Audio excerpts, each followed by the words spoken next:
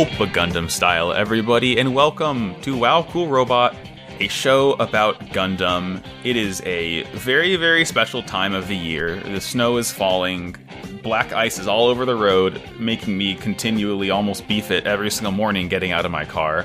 And we're not talking about Zeta anymore.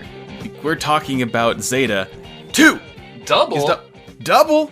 Twice It's the two Zeta? of them. It's twice the Zeta, twice the host, because Colin and Sarah, I've jettisoned them out into space. They're floating there. I'll swing back around in like March or so to pick them back up for a special movie. In the meantime, though, I was, flying through space in my spaceship as I do, and I noticed an ejected escape pod that was popped out by a mobile suit a while back, and I salvaged it. I grabbed it and brought it inside my ship, and I opened it up. And who did I find inside but my current co-host for Double Zeta? Hi, Jake. Hey, Max. How are you, Jake? Welcome to the show. Oh, I'm so happy to be out of that pod. It was very cramped in there. There was no bathroom. There was no food. It sucked. You're just kind of chilling. Thank God for spacesuits and their special stuff. But yeah. We're here to talk about Mobile Suit Gundam Double Zeta. I think what throws me off a lot is that, the first Gundam series was called Mobile Suit Gundam, right? The second Gundam series is called Mobile Suit Zeta Gundam. But this is actually called Mobile Suit Gundam ZZ, or Double Zeta, which is, I don't know why they changed that naming convention. And I would imagine the Double Zeta comes first, but whatever. We know what it is. It's Double Zeta. It's the one with Judao in it, a different boy that we already know and love and is a wonderful time. I guess there's not a whole lot of backstory for this. It was made in 86. It was like we mentioned a couple weeks back on this show, this aired the week after Zeta ended. So it's like, it's this more of a sequel series, I guess, than Zeta is to 0079, because it's like, it is continuing the plot from Zeta, which is cool. Made in 1986, Tomino directed it, the main Gundam guy. It's the third Gundam series. Strangely enough, though, Jake, it's not anime. It is not anime. It's not anime. Many are saying this, anime janai, and I think that's going to be what the robot says in the episode art for the rest of the series. Yes! I mean, first, we all know war is bad, and, of course, Earth is bad in this, and I guess we're not really AUG anymore, we're just a bunch of kids. So now we really gotta stick it to the man and say, it's not anime, we all know it. It's transcended what anime has been. It's truly taken what anime can be and sort of crumpled it up and dropped it on a junk heap inside a space colony. They cranked it up to double.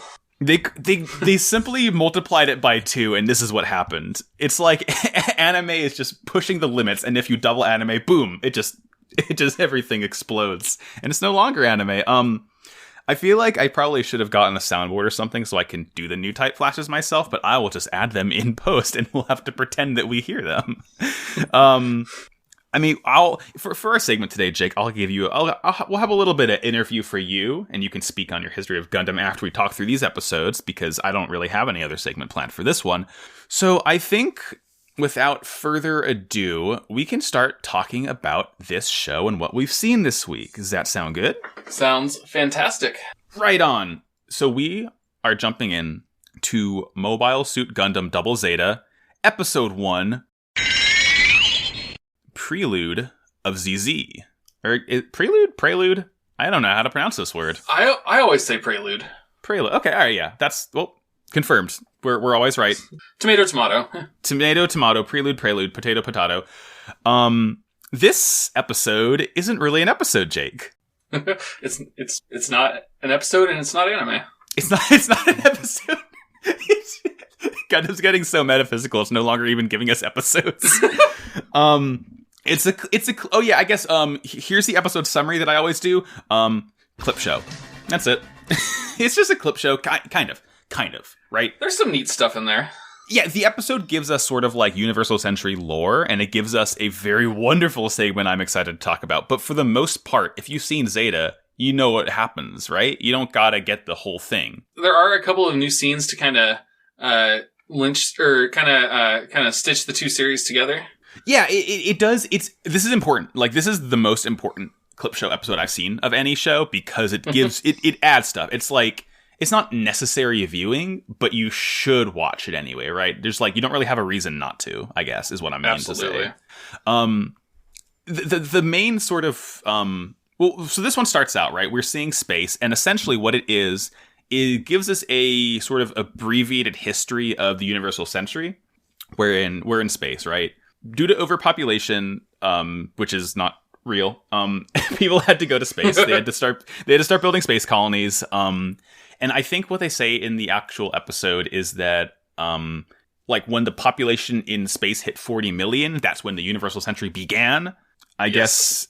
Look, personally, if it were up to me, I would have waited about 29 more million, and then we can start it and kick it off. But I get that's why I'm not in charge, I guess. I have on in my notes here that they showed they also kind of start talking about how the mobile suits came to be.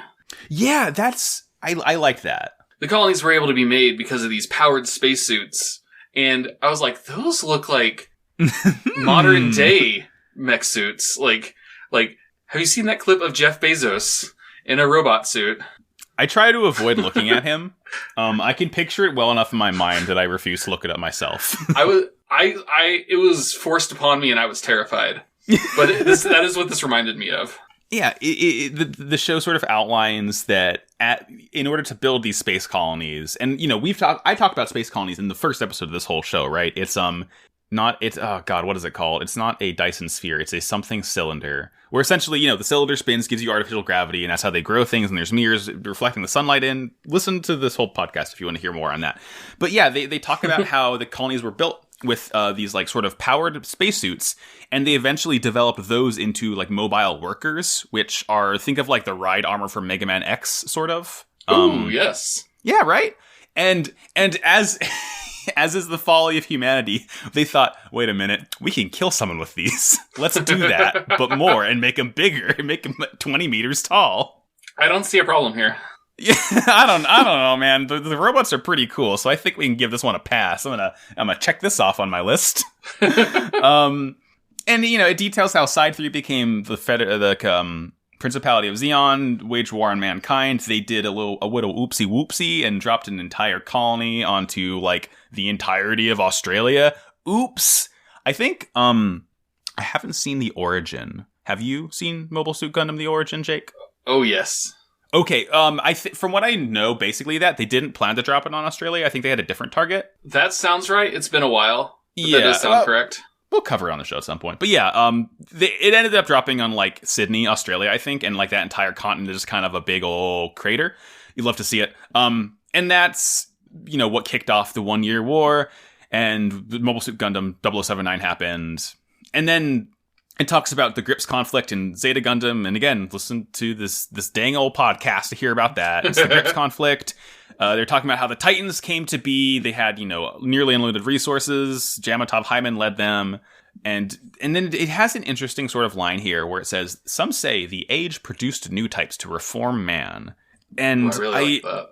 Yeah, I heard that, and I just immediately withered to dust, because I was like, this show can't. I've been talking about new types so much, Jake. This show can't go off the bat talking about how, like, the inevitability of the evolution of mankind. Give me at least a couple episodes. But thankfully, that was more of a throwaway line to scare me personally, because these episodes don't have a whole lot to say otherwise. What else happens in here? They talk about Amuro for a little bit, and they're like, yeah, the boy. They're like, he grew into an invincible warrior, and I just have in my notes in all caps, I don't like that. He became a new type and grew into an invincible warrior. Yeah, I think maybe personally for me, Jake, I'm not a fan of the whole new type equals killing machine. Maybe we're better off without new types. Just give me the robot, take the weapons away, and let me just fly it around a bit. That's, I'm a simple man. That's all I want. Just a 20-meter tall nuclear-powered robot. Yeah, that's all. I mean, I guess actually, I'll keep the beam sabers on it. Yeah, I don't need missiles, cool. but I'd like a beam saber, Jake. It would be cool to play with. It would simply be a fun little toy for me. just a simple little toy. Just a fun treat. We get a bit of more clips.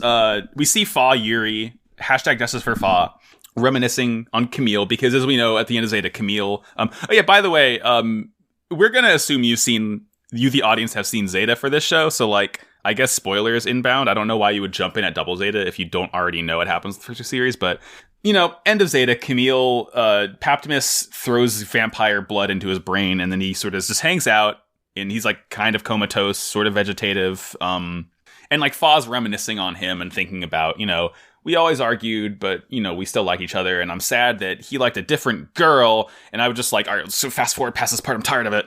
And, you know, we see our wonderful friend For Murasame, who is fated to die, cyber new type, etc., etc., etc. We get a fun flashback within a flashback of, like, you know, For dying with Camille, and then Amuro's like, it's happening again, because we get a flashback to 0079 when Lala was killed, and it's just like, okay, yeah, next, please. We've all been Frickin' there. clip shows.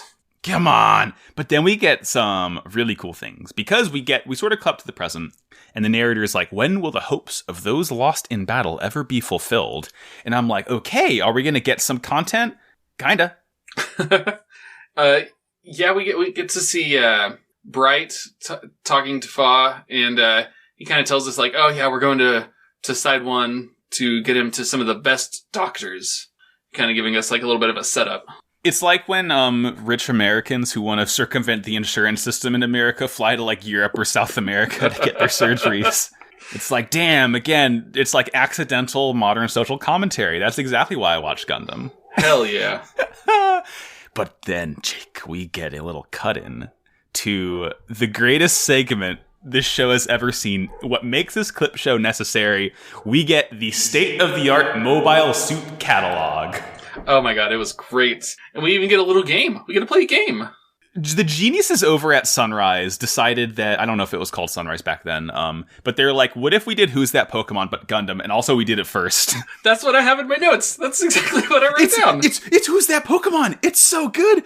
We see like, because I guess for some historical context, right? This is when Gunpla started getting big. People, you know, decided to buy the plastic models of all these wonderful robots friends.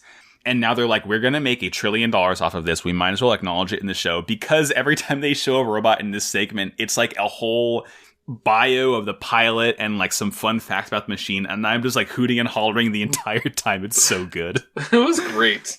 What is the first robot we see? The first one is the Shiki. A Minion Man.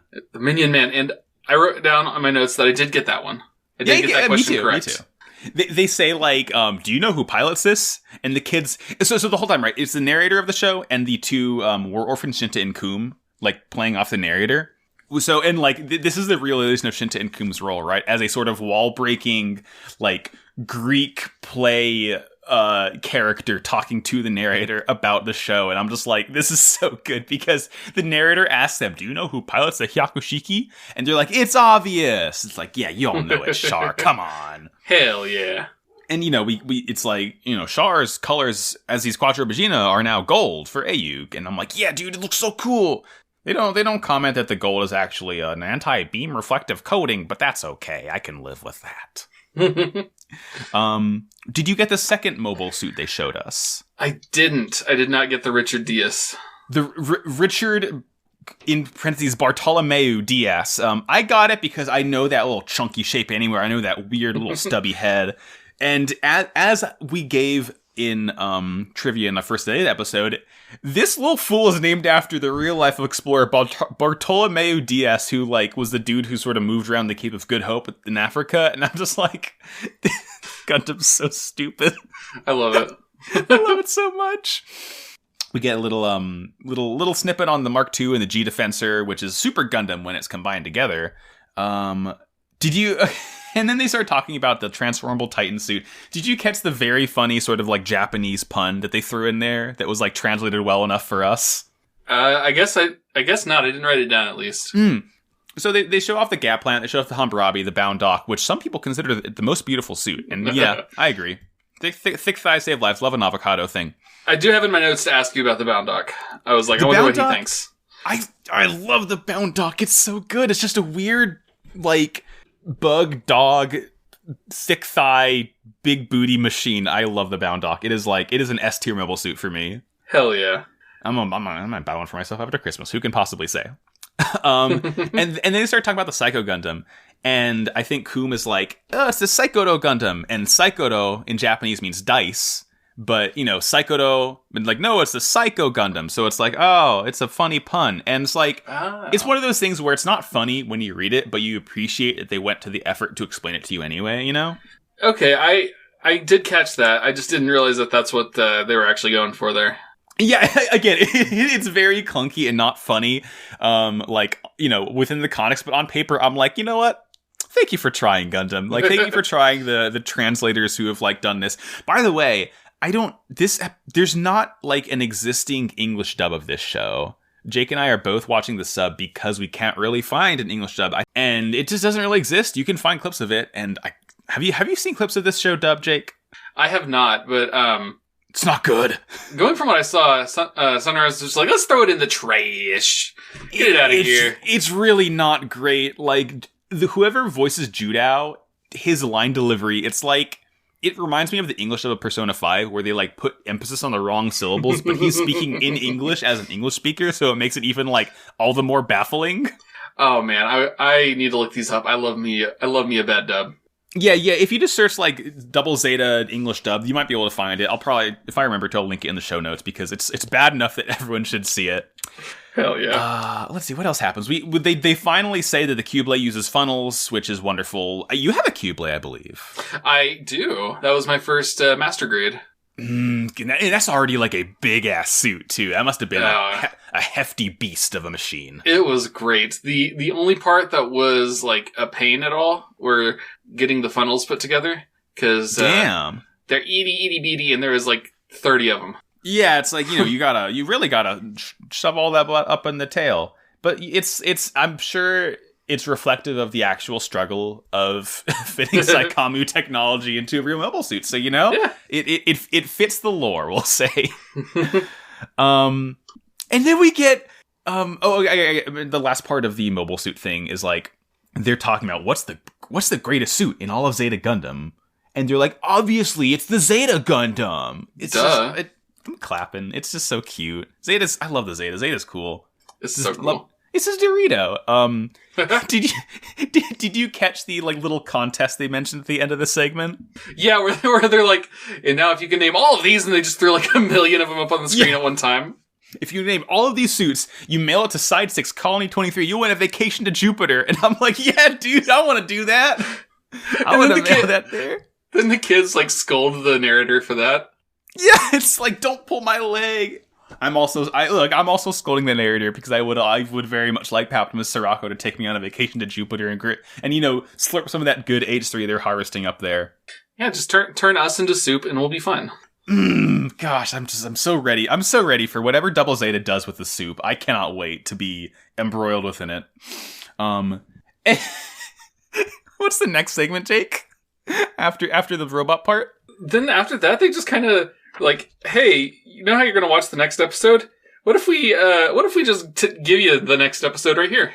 Yeah, what if we just, like, give you the episode and also give you an AMV, like an official Gundam AMV set to, like, the first Zeta opening, and it's just like, this is a fever dream of an episode. It is so wild, and I love it.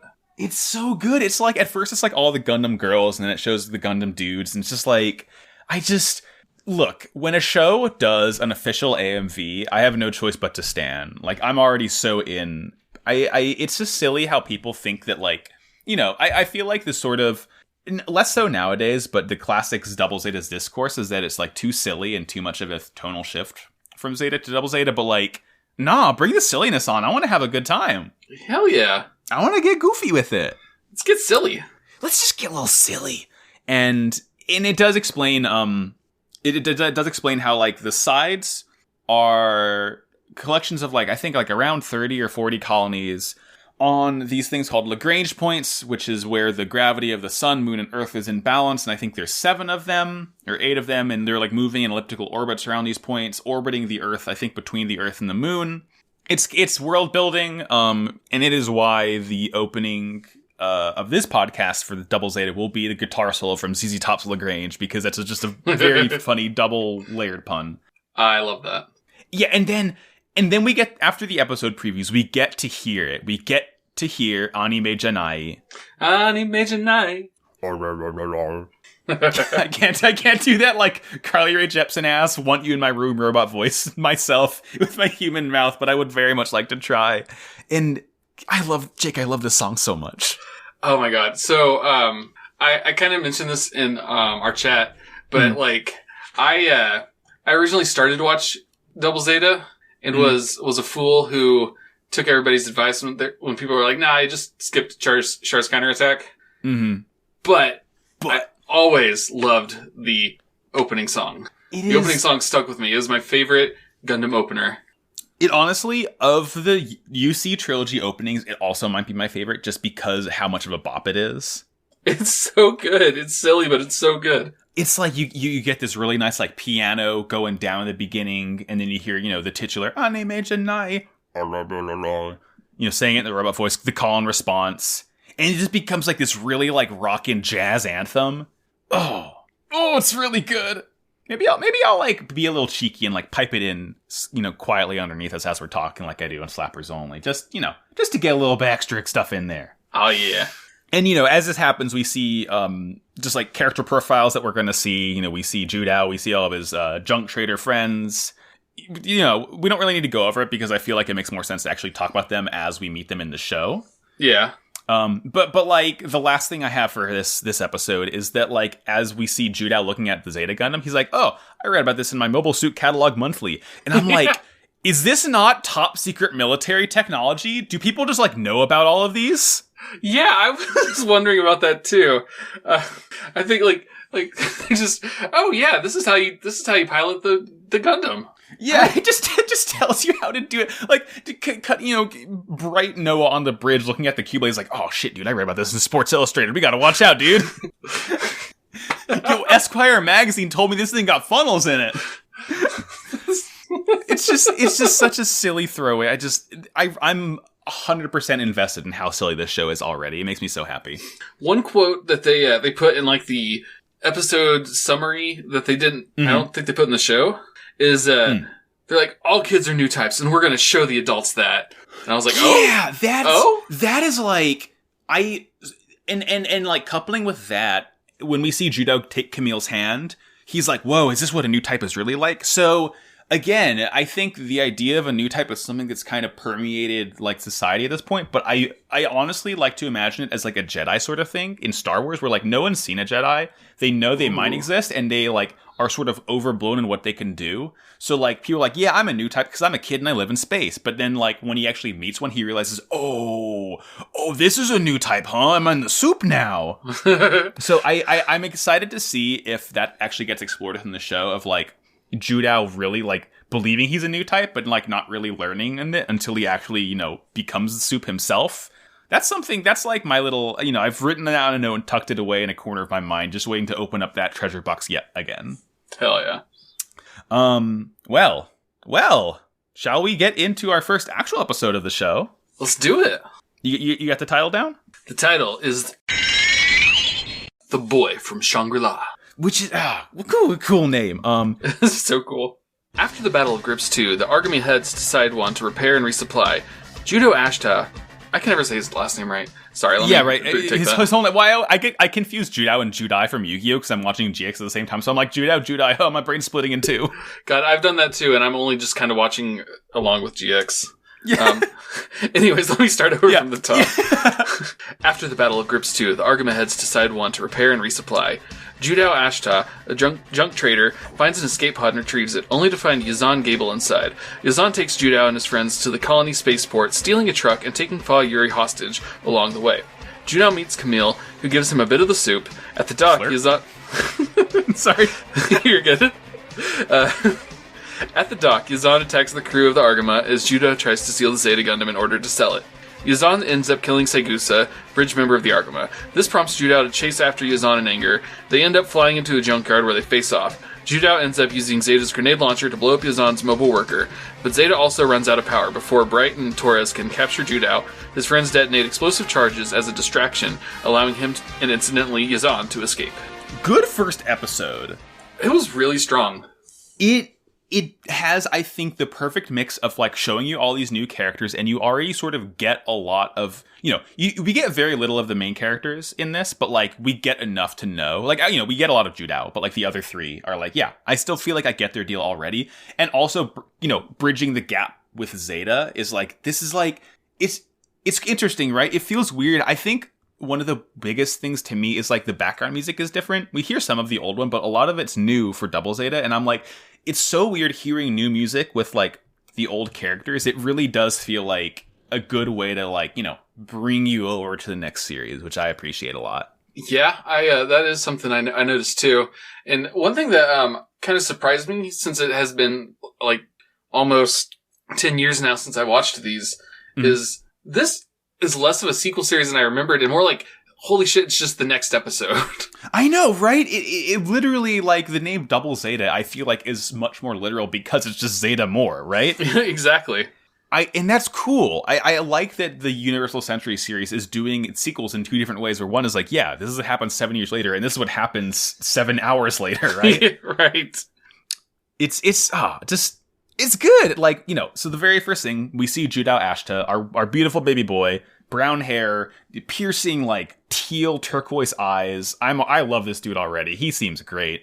Yeah, as soon as he popped up on screen, I was just like, oh, he's got my heart. Yeah, right away. He's so charming. He's a little, like, delinquent junk trader inside one. He's skipping school to take care of his sister, to make money to send her to school. And he does this by going out in space in his little petite mobile, grabbing debris and taking it back to sell it. And what he's essentially doing is he's like, cleaning up after the Battle of Grips 2 because there's Hyzax everywhere. And he's like, yeah, it's free real estate. And in his petite mobile, he sees a little red orb that if an eagle-eyed listener or eagle-eyed watchers of Zeta will know is the orb that Yazan escaped out when his Hammurabi was blown up. And we don't know that yet. Obviously, we just see it as an escape orb. But he takes it back to Side 1 in his little, petite mobile. I always confuse petite mobile and mobile worker, but I guess they're kind of the same thing. They're pretty close. They're close. As he pulls in the escape pod, we see the, like, big yellow hair. And I forgot about Jared's fate because instead of watching along with Zeta, I was a bad kid and only listened to the episodes, and I hadn't listened to the finale episode when I watched these. Mm-hmm. Right. So I was like, big yellow hair, is that? And then I was like, oh no, it's the other one. I mean, you say oh no, but like, Yazan is probably my second favorite Zeta character because he's just such like an absolute, he's a rat who got turned into a human. That's like the encapsulation of his character. He's great, but he's not my boy, and I forgot what happened to my boy. Yeah. For a little bit there. I mean, as we all know, the best character in Gundam history, Jared, was killed by Camille. He just kind of got pushed into an explosion. Very, very sad. Very, very disrespectful. But yeah, so it's this scene is and I think like we cut over. We see the Argama trying to dock at Side 1, and they're like trying to charge them money for it, even though they're like war hero ship Argama. But Side 1 is like, this is the Shangri-La I've been hearing about. I hate this place already, says one bright Noah. But the scene in the hangar is like, it's Judao.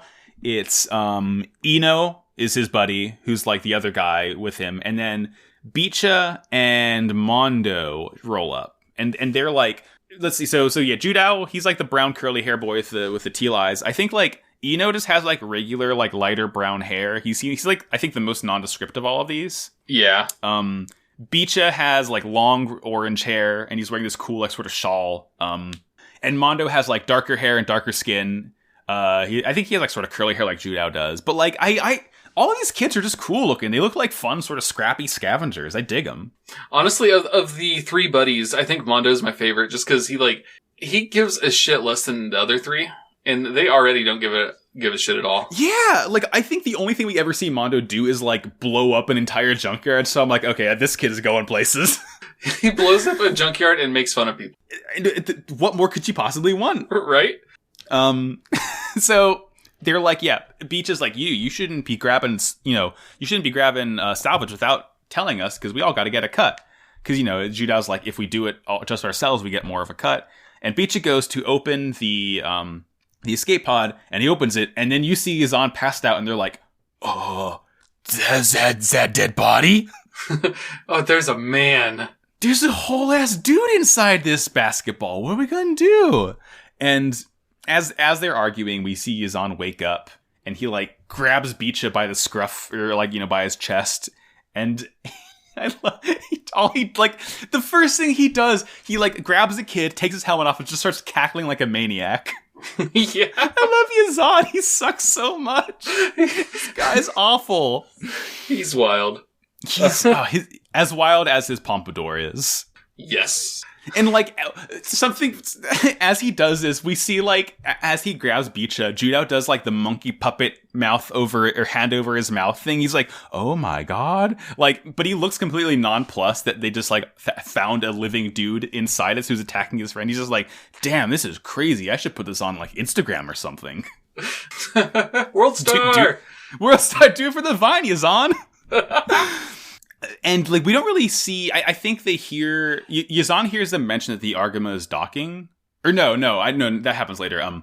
We cut over. We see Judao going to his house in the colony to like take his dad's clothes to give to Yazan, and his sister Lena is like, "You don't do that. You don't know when Dad's gonna come back." And Judao's like, "Who cares?" I think his dad went off to fight in the war, so like MIA. Who I honestly don't expect to ever see Judao's dad. I feel like he's not really a character. I don't think Judao expects to ever see his dad either. Yeah, neither does he, because he's like, who knows when Dad's gonna come back. And look, given the track record of main character Gundam dads, they're kind of 0 for 2 on good people, so I imagine they'll be 0 for 3. Yeah. Let's keep it that way. I don't want to see his dad. But he bikes off with his dad's clothes to give to Yazan, and then we just like cut over to like the beginning of Fast and the Furious. Yeah. Yazan goes to steal a truck after hearing that the Argama is docked there. Mm-hmm. And he's like, all right, I've got a plan. And the kids are like, okay, yeah, whatever, man. We'll help. His plan is to take a jacket, throw it in front of the truck to blind the guy. As Yazan takes a petite mobile, rockets over to it, grabs onto the side of the truck, and pulls out a pistol and is like, yo, get out of the truck, homie. And he's not smart, because he busts out the window with the petite mobile's like claw, and I was like, They're gonna see that the truck has a busted out window as soon as you pull into the port, man. Like, they're gonna know something's up. Yeah, and like...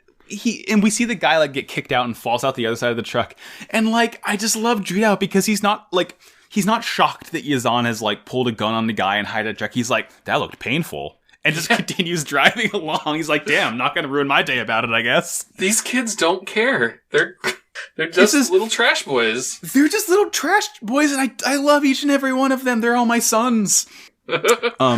And, like, what gets Judao actually excited is that when they stop the truck, it's full of veggies. And he's like, yes, my vegetables! I'm going to eat them and grow strong. But not only is it full of veggies, it's full of pho?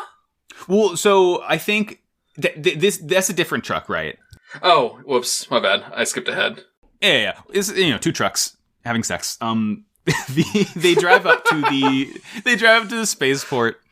And Yazan, like, sees a sort of ambulance, like, medic truck coming out. And he's like, oh, that must be from the Argama. Let's, like, pull up aside there. And, again, like, this literally does treat it like this next episode. Because we just see Fa driving the truck. And, like, she doesn't get fanfare or anything. It's just like, oh, yeah, look, it's Fa, from the last episode of Zeta.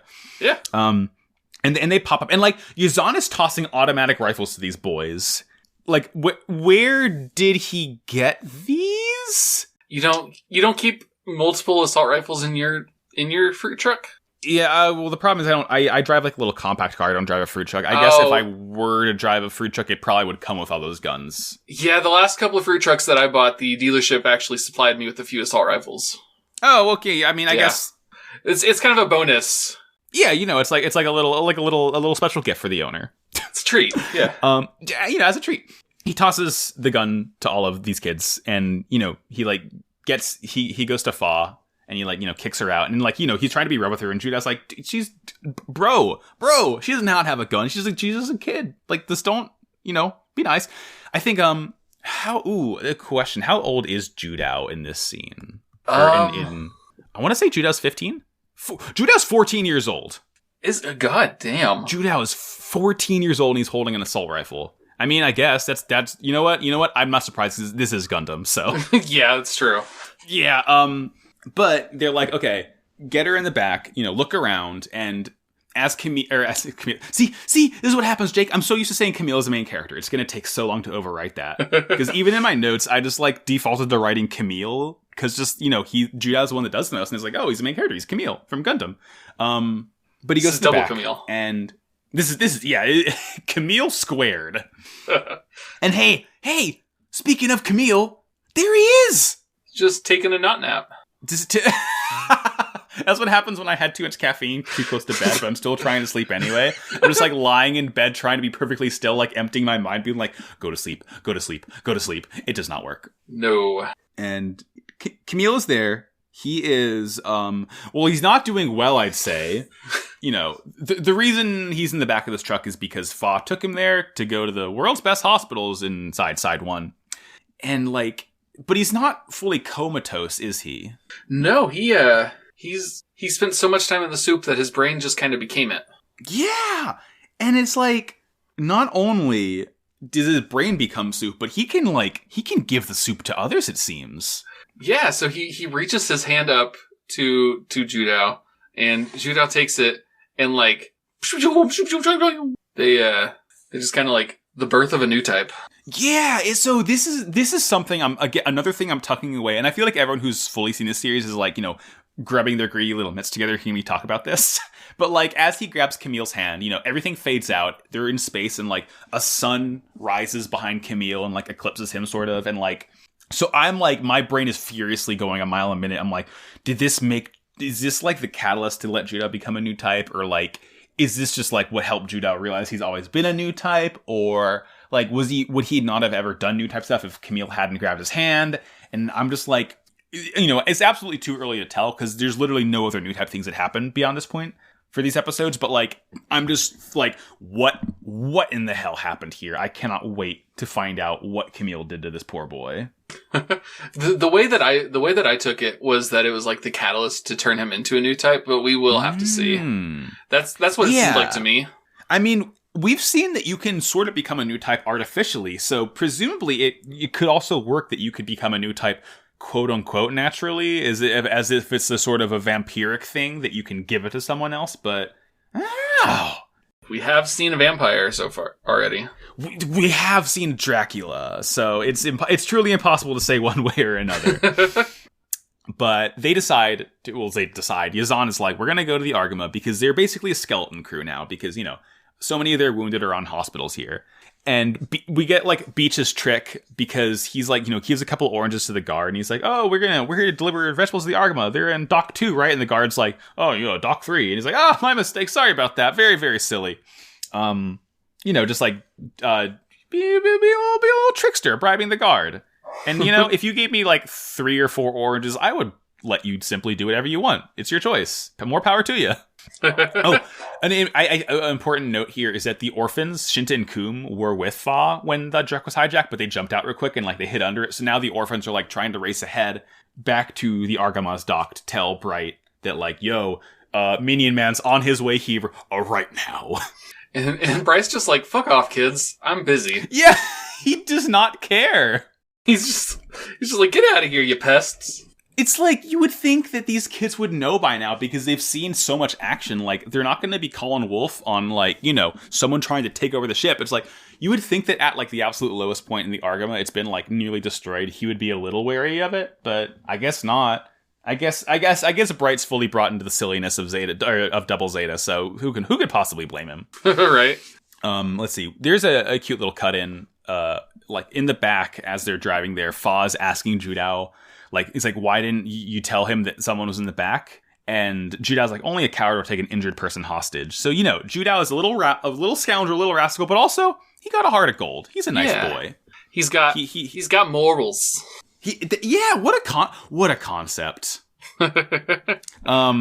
And we also get, this is like the half episode point, and like, you know, in Zeta, the half episode point is that little, like, we see Zeta flying in. It's like the da-da-da, da-da-da.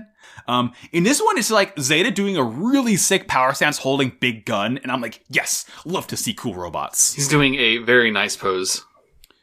His legs are wide. Oh yeah. He says, could white trash do this? And he does the Charlie Kelly pool pose.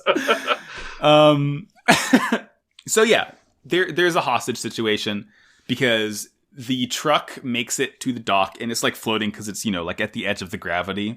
And Beach is on the like megaphone trying to like be threatening, but he's like, how's the weather? We're here to take down your ship. We have a hostage. Yuri. Like, and the whole time Judah's like, bro, get it together, please.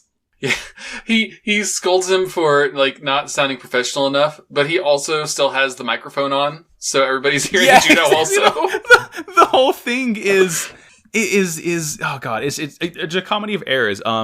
How old is Beecha? Let's find out. Beecha is 15, so probably the oldest of this group. Likely, which isn't saying much. He is the boss, quote unquote. He's the boss, so we have to respect him, and I respect him. I think he's cool. I like his cool shawl. Yeah, it's sick. And then, dude, God, Shinta and Kum are like, we're gonna help this hostage situation because Yazan rockets out in a petite mobile, and he's like flying around, causing problems, attacking people, and the orphans are like, let's grab a gun and shoot him. Yeah. He's like 5-year-old kids. This is not a good situation. And it's such a big gun that the two of them work it together.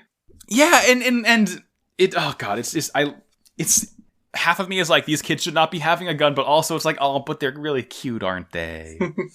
Aren't they?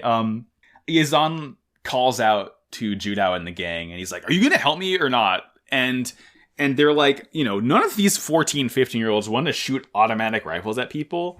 So they're like, we didn't come here to kill anybody. But Judah has an idea. So he has all of his buddies start throwing the oranges. And then so many oranges. They just start pelting the crew of the Argama with oranges. And everybody is like, what the fuck? And then like one guy's like, cabbage, and gets hit in the face with the cabbage. And then my favorite guy, the one I can relate to the most, one guy just has a handful of orange, like an armful of oranges, like curled up in his hand, and he's just eating one. Like all this shit's going on. Somebody's flying a petite mobile trying to like wreck stuff. They're throwing oranges at the crew, and he's just like, I'm gonna have a snack. I don't want to get space scurvy. I need my daily dose of vitamin C. We ran out of vitamin C tablets in the Battle of Grips 2. Sorry, Bright. I need to eat this right now, or I'm going to like get a space disease. he's like, sorry, I'm hungry. Sorry, Bright. Me hungry. Sorry about it. This is how it be. Oh, I was gonna say, in Judah, he's like, I'm going to steal the Zeta without hurting anyone, and immediately does a Guy Sensei dynamic injury kick to Bright Noah in the chest. It's just like boom. Bright gets his ass kicked so hard in this episode. It is so good. As he spies Zeta, he does like get a flash to Camille. He's like, "Whoa, that was weird." Anyway, like, you know, he doesn't really get it at first. Surely it means nothing. It's probably nothing. He tries to get in, and he like kicks Bright, and like Bright has a gun. He kicks the gun out of Bright's hands, and he gets in the cockpit. He's like, "Whoa, why do I keep on feeling that kid?" So he's like starting to think something's up with the Zeta Gundam. And Bright is like, what are you doing in this? And Judah's like, I'm going to sell it for a fortune. And it's like, yeah, dude, sell the weapon of war and make money off of it. He screams it in his face. He's like, I'm going to sell it for a huge profit. Does he like headbutt Bright after this too? I think he like does something to like knock Bright away for like the 4th time. I think he like kicks him in the chest again. Yeah, just get his ass. Take him down. I love it. And we get, the whole time this scene going on, we get this like insane like slap bass like high energy battle theme that's just really, really fun to listen to. Oh, it's so good. I love the music in this show already. It's great. And he's like, yeah, I'm gonna send my sister to school with this money. So he's trying to like operate Zeta, and like the cockpit won't close at all. He's having problem. And like Yazan ends up knocking Torres, because Torres gets in a petite mobile as well and fighting them. Torres, you know, one of the two like Argama bridge crew that actually has names and characters. And he's fighting Yazan. He ends up getting like knocked out of the petite mobile, and they're all tussling. We see that like Sayagusa, who's the other sort of Argama bridge crew, is like, he gets Fa out of the truck, and Yazan is like, no, you can't let us lose the hostage. That's our bargaining chip. And he like flies over. And then like the episode takes a bit of a turn, I think. Oh, yes. Yes, it certainly does. So the Petite Mobile has like a, it wouldn't call it a beam saber. It'd call it more like a beam... It's like a beam cutter, kind of. Beam dagger. Yeah. And he's like, yeah! He just fucking Assassin's Creed's him. He, like, I didn't realize what happened at first, because we don't see, like, blood or cut up or, stuff like that. But, like, they're like, did he just kill someone?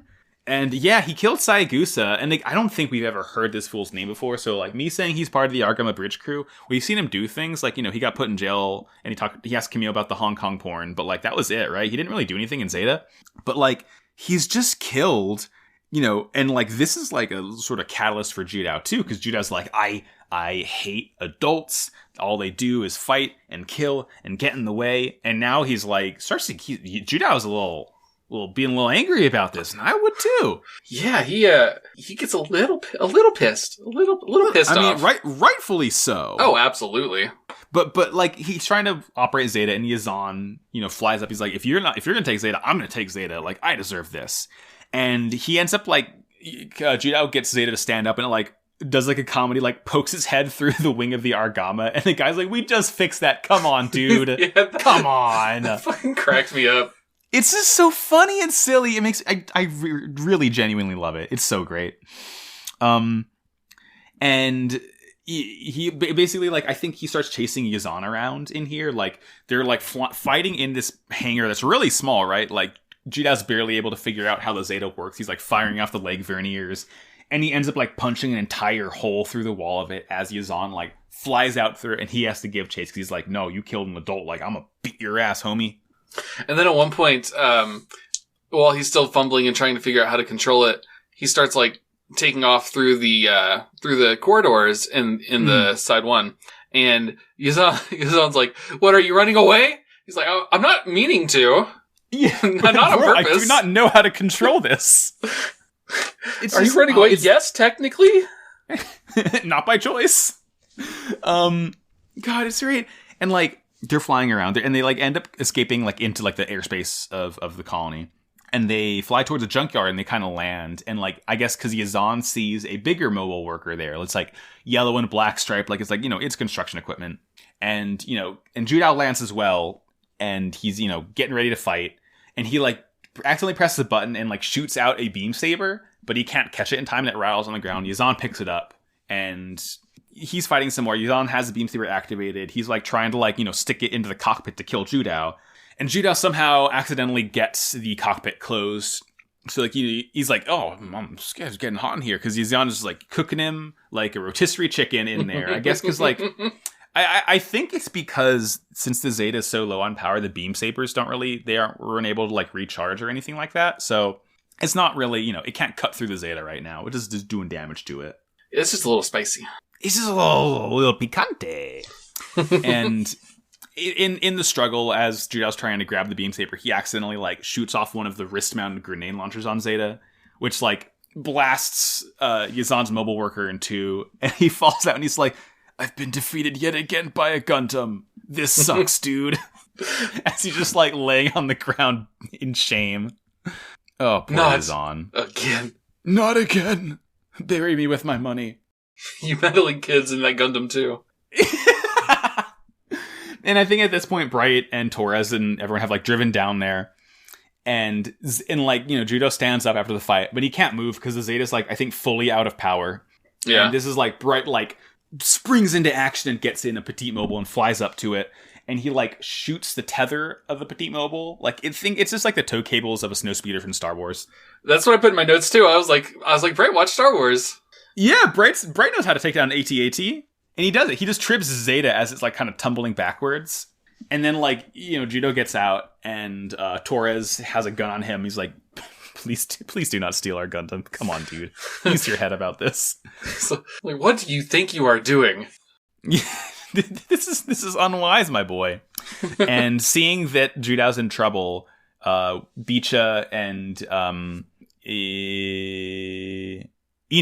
Bicha and Ino and Mondo are there, and like Bicha has Mondo detonate these like just big ass C4 charges that are all around the junkyard, and like Judao takes this moment to like run off and escape, and Yazan does too.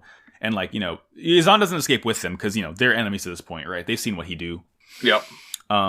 They escape, and oh yay, the day is saved, and like, the Argama gets Zeta back, and we get one final scene in this episode.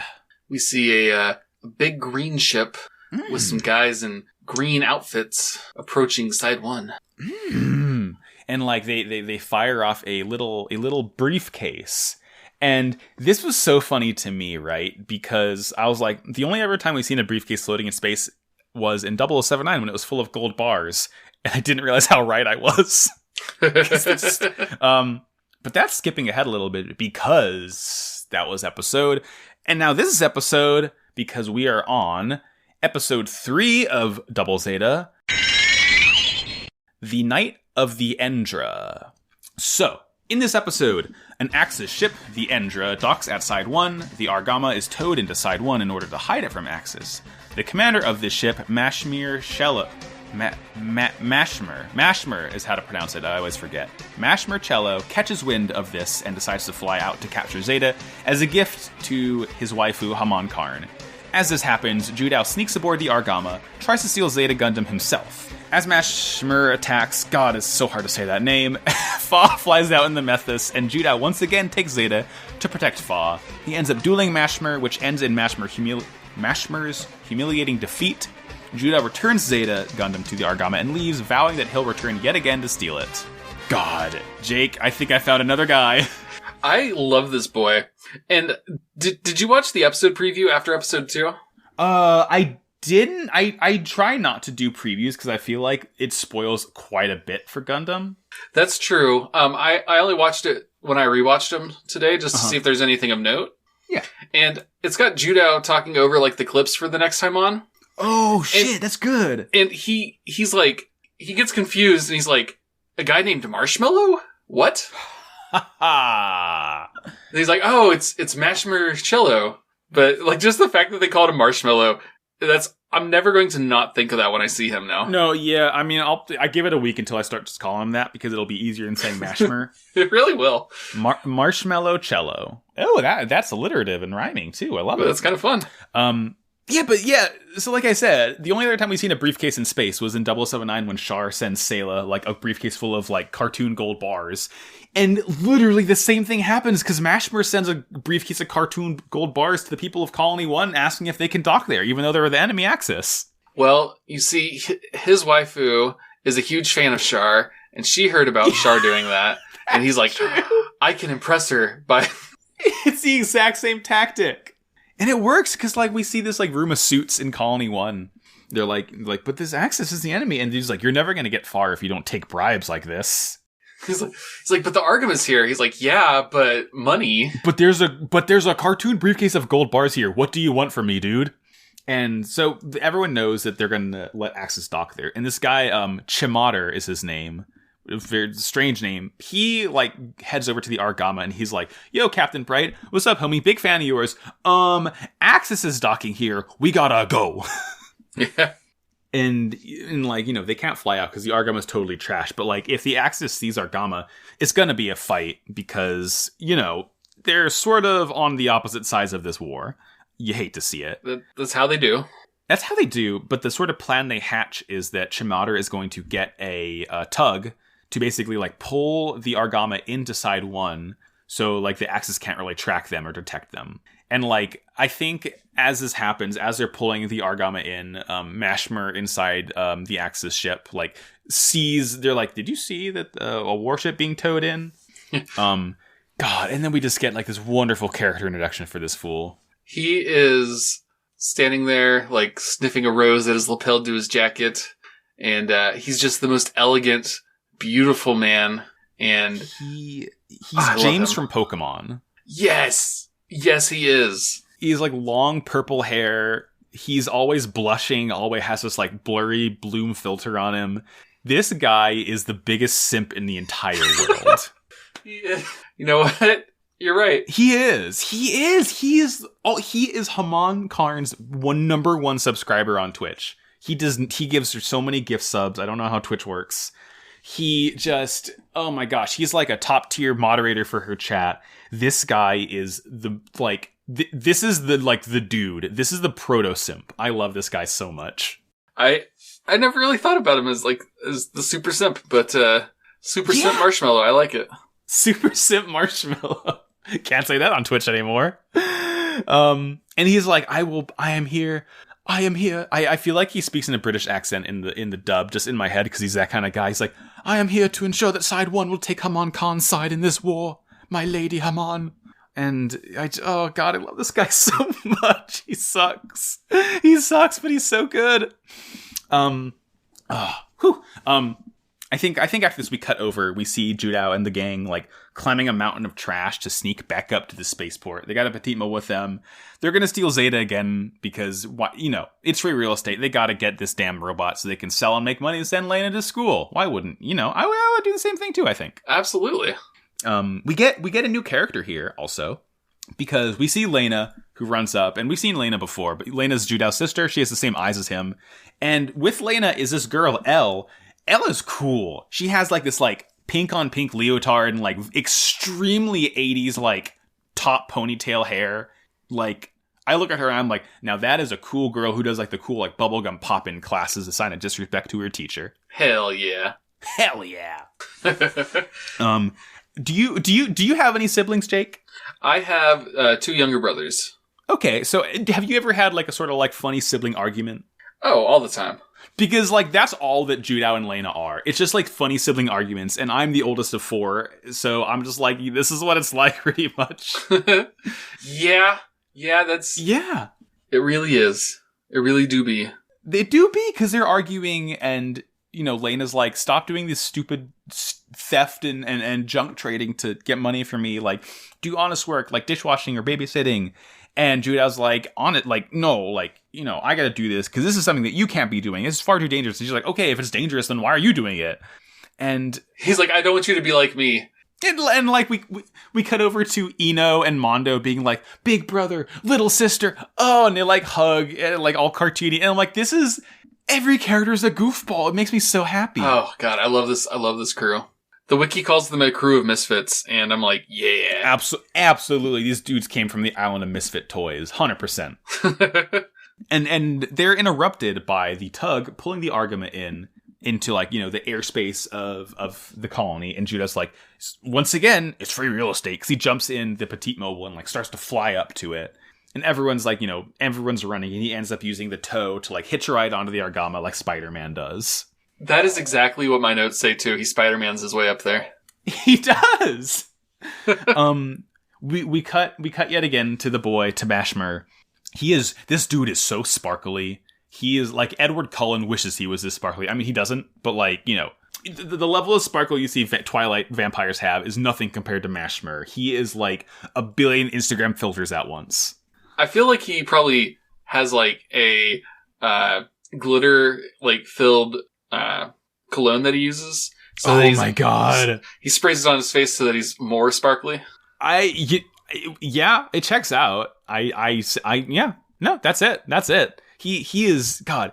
And he's like looking at like all the Axis suits in the hangar of his ship, and he's like comparing them to a rose, and he's just like thinks back to when like, and this is almost certainly like his version of the events, thinking back to when Haman gave him this rose, and he's like, all I want is to do this for her smile. And one of the hangar workers there is like, you've had that rose for a long time. And he's like, I had it laminated. Yeah, I had it sealed. God, just a favor from milady. The showrunners are trying so hard to get me to like this character more than I like Jared. And I fear they'll succeed. I mean, so far... So far, he's a pretty funny guy. I like the him. I like the him.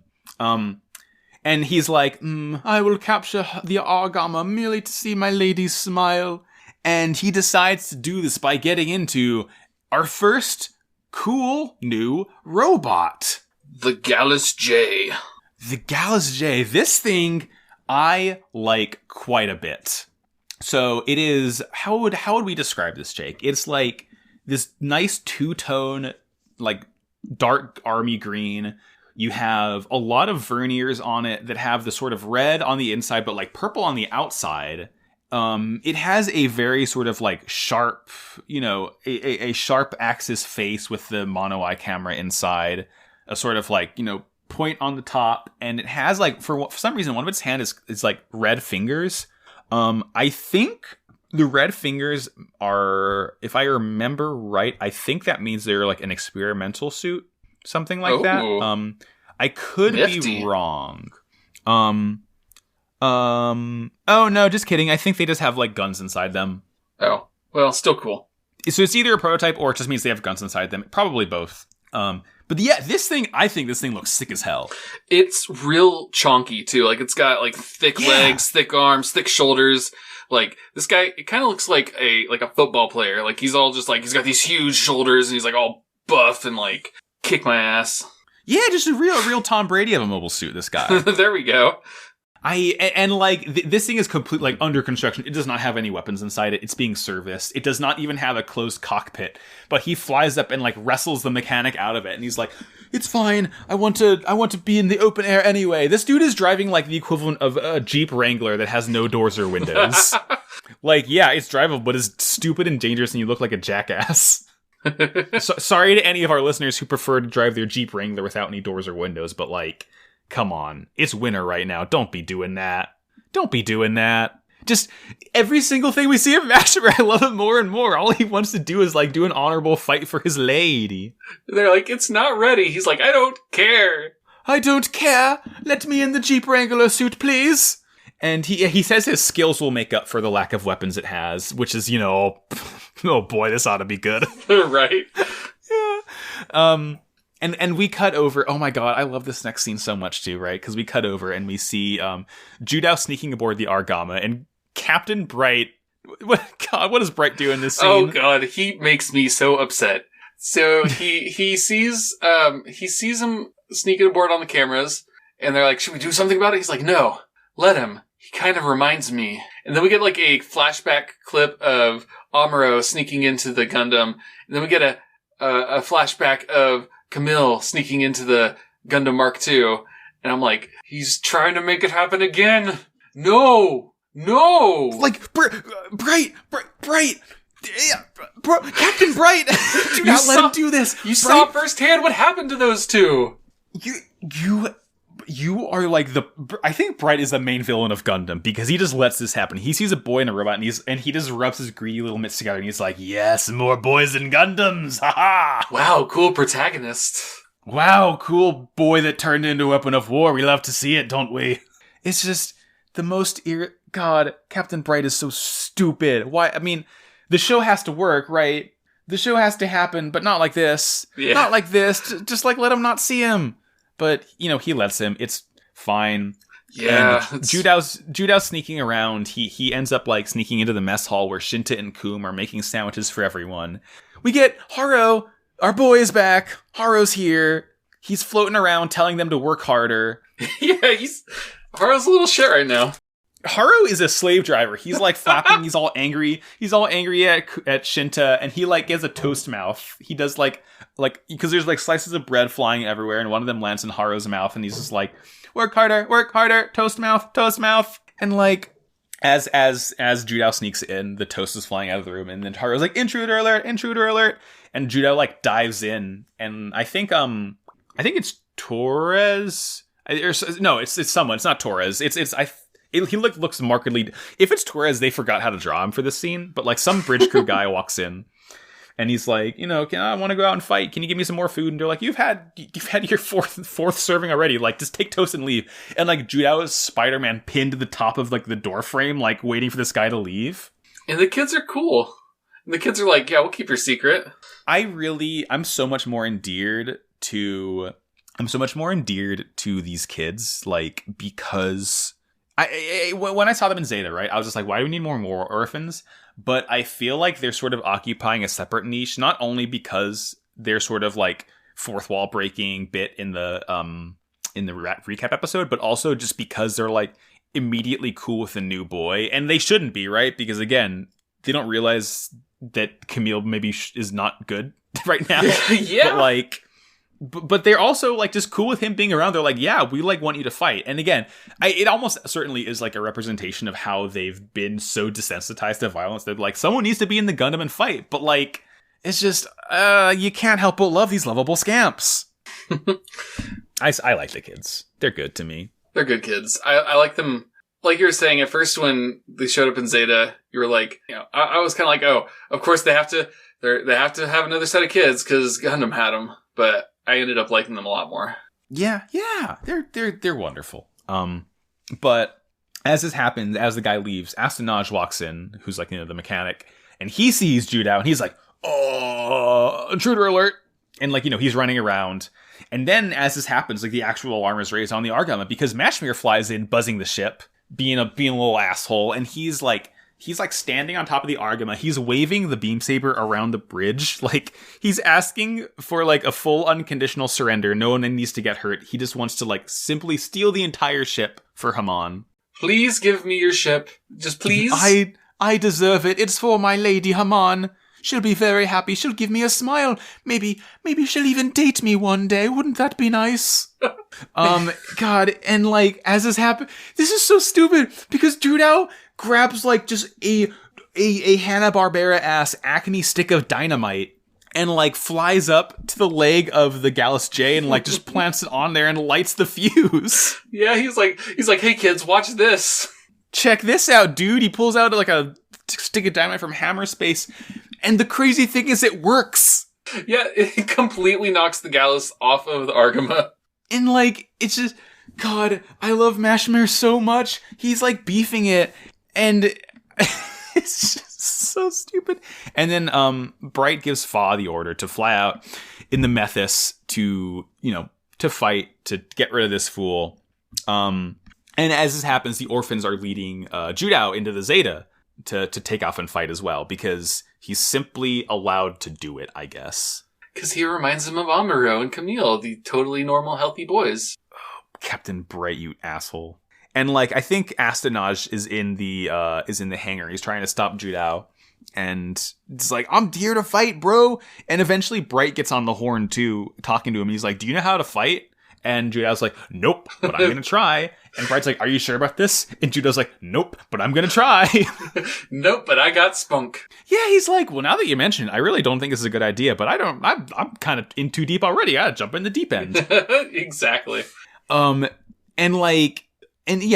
Bright's helping him. And like, you know, Mashmir's about to strike Fa with a beam saber. And like Zeta flies in, like kicks it in the chest. And I don't really appreciate that, like, the first time we see Fa in combat is like she gets immediately saved by the dude, because like, you know, I would like to see Fa actually do things, but like, you know, they had wave it away saying it's the Methus is damaged, so it can't really fight well. And also it is nice that Bright like immediately said Fa go out and fight. I mean, I'm not going to read into that as her being the only one who can still fight. I'm simply going to believe that Bright knew that Fa was the best person to fight in the situation, and I'm just not going to read into it any more than that. Yeah, and then I got so like, when Judao was, like, he showed up, he's like, no, you go run away. You, the experienced pilot. Me, the boy who literally just admitted to knowing nothing, can handle this better than you. You don't know how to pilot this suit, dude. Maybe just let Fa help you. And like, do 2-on-1. That will definitely be a win. Seriously. And he kicks Mashmir away. And like, Mashmir doesn't care, because he just starts pontificating. He's like, to live, a lion will use all his strength to bring down a rabbit. By this rose, so I swear, I have a duty to answer to its scent. He's a freak. This guy is like, every single word he says, I am just like rapt attention, staring at him, smiling. He's a mess. He's a mess. He's a guy, and he challenges Judao to a saber duel, and Judao like can't figure out how to use it. So he just has the Zeta, not the double Zeta, we haven't seen that one yet. He has a Zeta, like, you know, freaking out, reaching its arms around. He's like, you don't like to use weapons? Then hand-to-hand combat it is! Yeah, he's like, ooh, an honorable fight, okay. This entire fight is one of my favorite Gundam fights because it's so one-sided in that Mashmir thinks it is this honorable fight and Judao is this combat genius who's like ahead of him 5 steps at every way, and Judao is literally, I do not know how to fly this thing, bro. I am doing my best. he's Mr. Magooing his way through the fight. Oh my god, it's like, it's if Mr. Magoo had the Gundam. And it works! Oh, now I want to see that crossover. Oh yeah, that would treat me quite right. And like, yeah, Judo accidentally activates Dorito mode and flies away, and Mashmir's like, oh, you coward, flying away! I think he's turning into Pegasus in my mind for some reason. That's fine. Yeah, you know. And like, what's so funny is that Mashmir's like, could this boy be one of these new types I've heard about? It's like, no, bro, he just does not know how to drive the car. So, this reminds me of, I can't remember where I heard this story, but like, these guys who went to a Smash tournament, and they played the way that they just played with their friends, and they were beating all the guys who were like really good competitively, and they were like, you're playing wrong. They're beating them because they're just playing different. Yeah, it's like, that's the thing, right? Because like in my competitive Pokemon Draft League, it's the same way where there's some people who are so good at the game that I have to like, it feels like the only way I can beat them sometimes is to play suboptimally and unpredictably like an absolute like maniac, because that is the only thing that can throw them off their game enough for me to be able to get a win. Exactly. And the crazy thing is that works too. Yeah. It is, oh god, it's so good. Like, they're in the junkyard fighting, and Judao like starts throwing trash, and Mashmir's like, I understand your tactics, and he like throws like a boomerang shaped piece of metal at him, and it like keeps on spinning around, like hitting him a couple of times, and he like ends up like ducking and Doritoing away. And like, again, Mashmir just thinks he's this like absolute like tactical genius the entire time. I cannot stress enough how funny, like I was genuinely laughing at this fight. It's so good. This fight was hilarious. We cut over, we see Fa, she's holding all the Shangri-La kids in the Methodist's hand as she's like flying back to the Argama. Or just like, I think she's like flying, keeping track of the fight, but like, you know, all 5 of the kids are in like this Methodist's hand, like barely, you know, barely held in there. Like, at least like double cup it, right? Don't just have like the one hand exposed to like, you know, hundreds of feet up in the air where they will surely die if they fall. You know what? I didn't think about that, but yeah, what the hell, Fa? Come on, Fa. I still say hashtag justice for Fa, and I always will, but like, don't endanger the kids like this, Fa. And one of my favorite, I think my favorite part is when Judo lands, like they fly around again, and then Judo lands yet again. He lands in like this sort of weird, like catching his balance stance, and Mashmire's like, wow, this boy landing and already in a combat stance. And Judo's like, I can't fly this thing in gravity. This sucks. Yeah, he's like, oh, what a combat expert. And Judo's like, fuck, what's going on? I'm simply vibing, bro. And he's like, draw your beam saber, and Judo finally gets to do it, and it's like, you know, wavering, the beam is not fully activated, and he charges him, and Judo like gets ready to fight, and like they end up they're fighting and like tussling, and Mashmir like, you know, is like, I'm gonna strike the killing blow on you, and Judo does the same thing and ends up like, you know, their beam sabers are like put together in a Darth Maul configuration. Yeah. And Mashmir stabs into the ground, but Judo stabs into Mashmir's robot's head. And the cockpit's in the chest, so Mashmir's fine. If anything happens to Mashmir, I'm gonna be so sad. But it like destroys the Gallus J's head, and Judo has won the fight, and Mashmir like flies off in disgrace, fully believed he'd like lost this honorable duel by the virtue of Judo just being like the more honorable tactical fighter. I can't wait to see their rivalry and their relationship grow, because it's going to be amazing. I can already tell.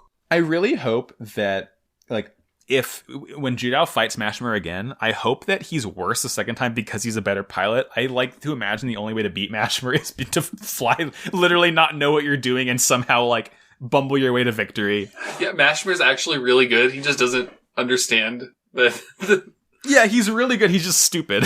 Yeah. He's just stupid and horny all the time. And they all return to the Argama, and Judo drops it off. He gives the keys to Bright.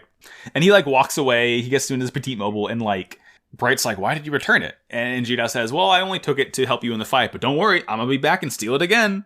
I'm gonna steal it fair and square.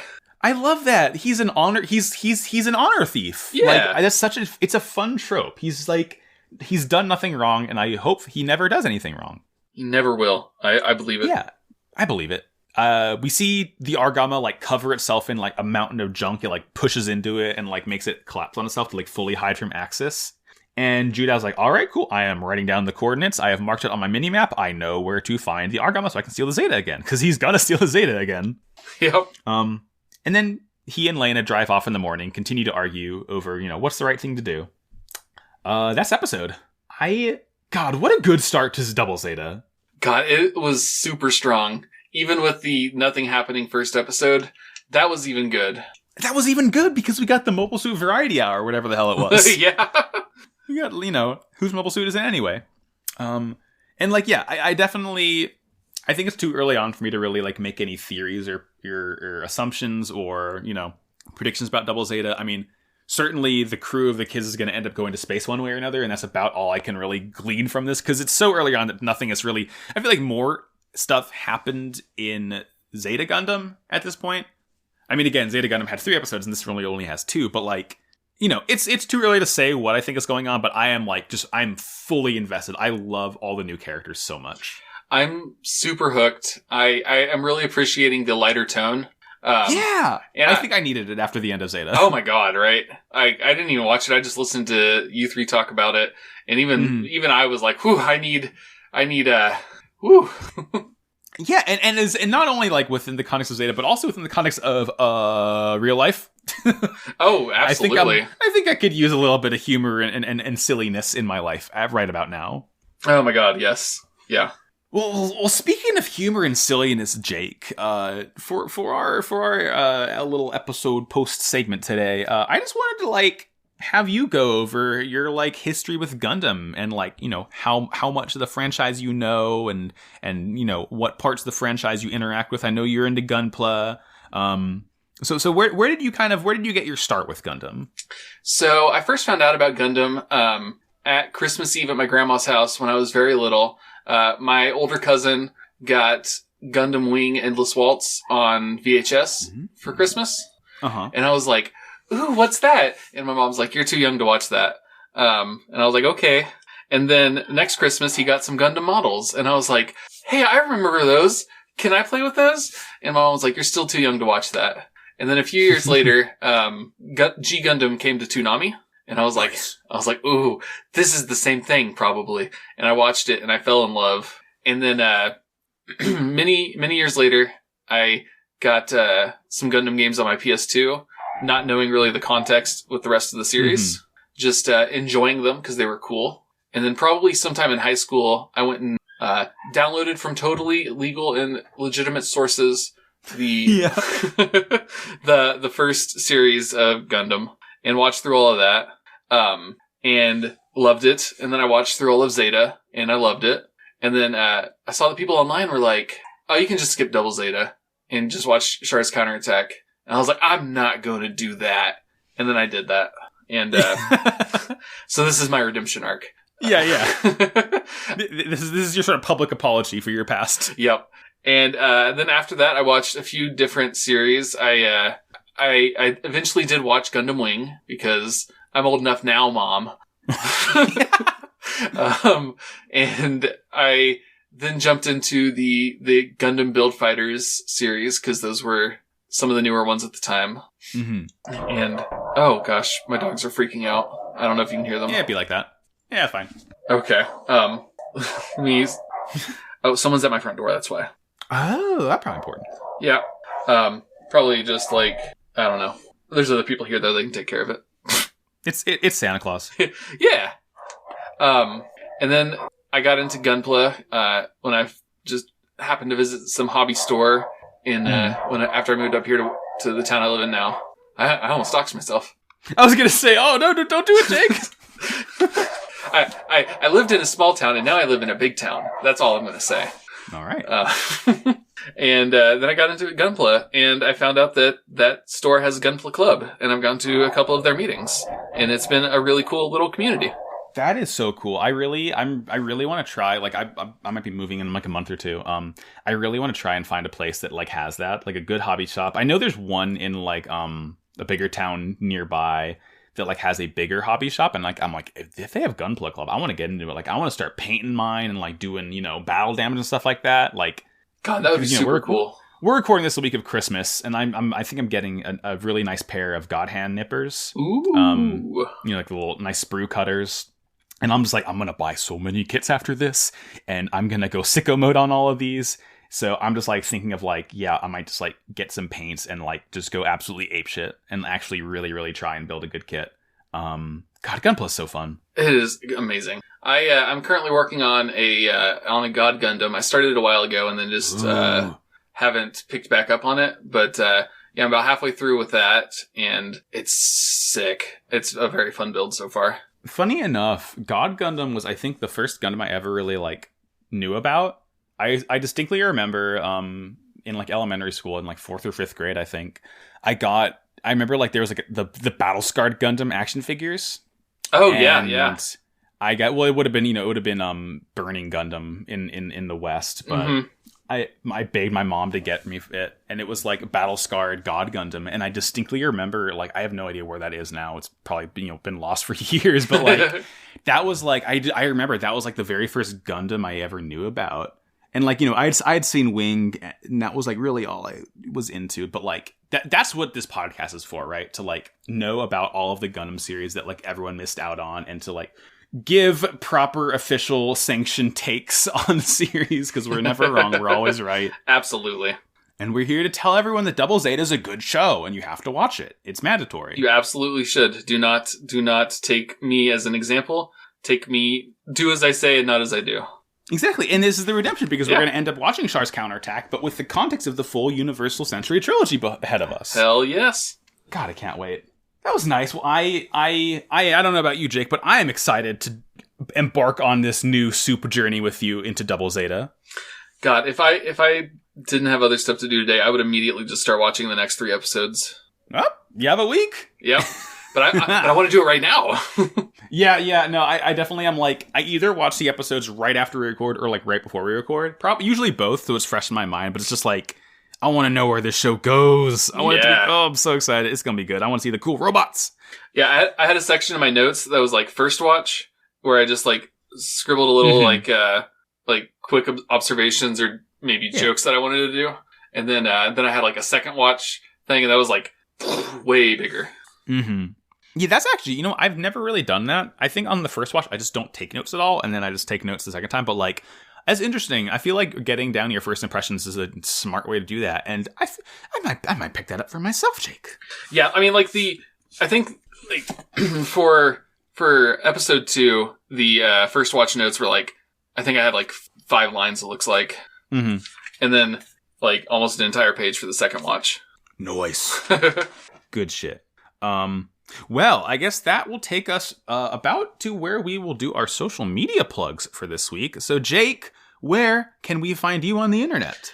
Well, you can find me on twitter.coms at Mr. Jakey Poo, and you can find me on Hearts Against Balance, and Kingdom Hearts inspired actual play podcast using the interstitial rule set.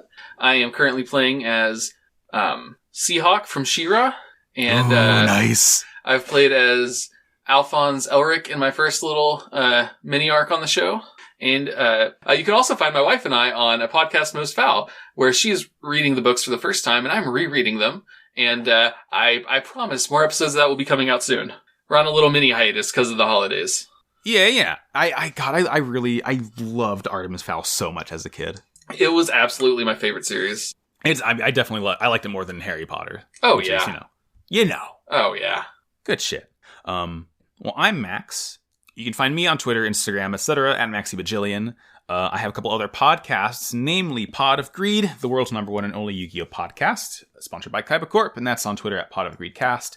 And I have a show called Slappers Only, a video game music showdown podcast that is on slappersonlypod.com or Twitter at slappersonlypod. And this show is Wow Cool Robot, obviously. You can go to twitter.com/WowCoolPodcast. From there, you can find a link to our Noise Space page, which is noisepace.xyz, which is the network we are on. Thank you, Matt GameCube, for that. Check out this and many more shows there. On our show page, you can find a link to our Discord, which will take you to our Discord, where you can hang out, you can chat with us, we can talk about Wario MDMA pills all day long. Wow. Wario. And finally, before we close, Jake, I have an important question for you. Yes. What is your robot of the week? Oh, I was hoping you would ask. And I've been saving this one, hoping that nobody else would pick it. And my robot of the week is Cubix. The robot for everyone? The robot for everyone. I remember that fool. He was made of dice or something. Yeah, he was great. Oh my god. That's like, oh my gosh, I remember, like, I'm getting this, like, sense memory almost of, like, seeing an ad for him, like, Nickelodeon magazine when I was a kid. Oh, man. Wow, I'm looking at images of this, and this is actually quite frightening.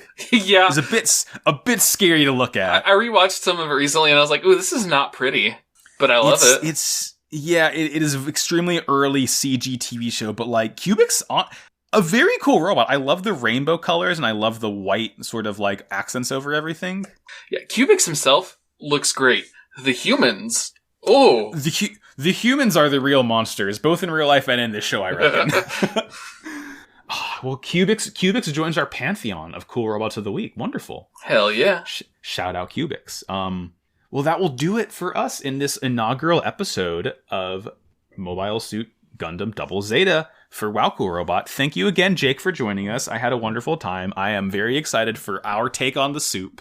I'm sure our spices will mix and meld and form something entirely new, which I'm excited for. Oh, I'm super excited to get into this. Well, it's that time, folks. As we say, in the words of Haman Karn's Twitch chat mod, Mashmercello, war is bad. Wow, cool robot. Thank you, and good night. See you next week. Mwah. Ta-ta. Ta-ta.